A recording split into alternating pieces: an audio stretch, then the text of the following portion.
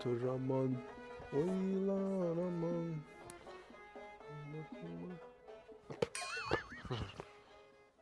Şeyde bürttü bu? Laleler gürlegen mahalda Ör Rüstem. Hay. Vaslini körseydim Nereye?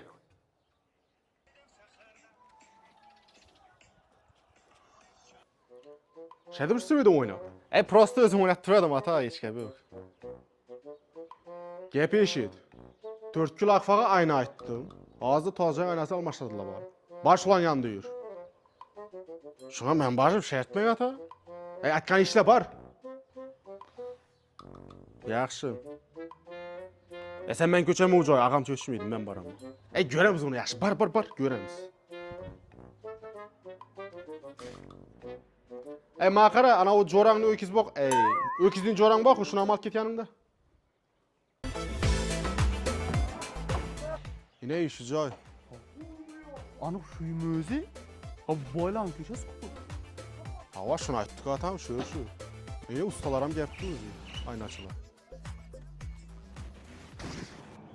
Niye ustalar eken bu çoğunkurla? Bilmezsen. Bir sağ verip kellesini artayından bulan ha. Bilmeyesin o acıda. Görüşürüz. Hey ustalar. Aa oysun. Harmanla. Ne var bu? Atayın berge ustalar size mi? Aa bize çok. Akfa 4 dil bey. Bize çok. Aslında bir sağ olun bak sana gireyim.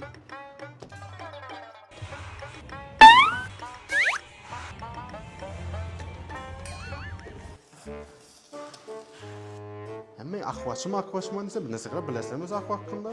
Aa bilemiz. Akva kaçan teşkil yaptı? 2000 yılda. Kime satsak onu? Cahangir Artık Hoca'yı.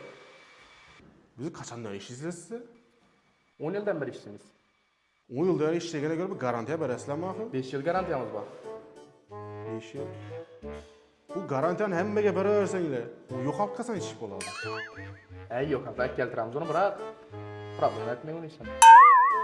Nasıl bildik onu? Staj kettiğin şunda.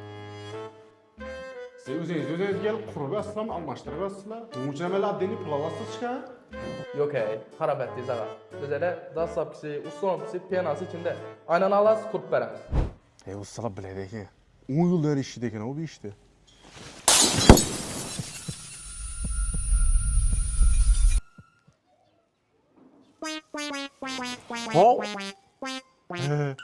Garantiyası var ay.